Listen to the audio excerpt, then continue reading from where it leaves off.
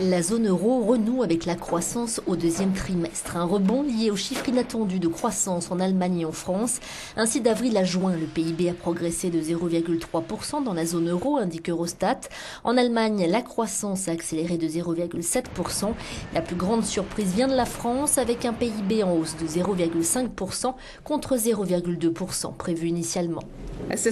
Une reprise durable est maintenant à portée de main, explique la porte-parole de la Commission. Mais seulement si nous persévérons sur tous les fronts de notre réponse à la crise. Maintenir le rythme des réformes économiques, reprendre le contrôle de notre montagne de dette et bâtir les piliers d'une véritable union économique et monétaire. Même s'il y a des signes d'amélioration en Italie et en Espagne, les deux pays sont restés en récession au printemps, tout comme Chypre. Et la crise de la dette dont les pays les plus fragiles n'est pas terminée.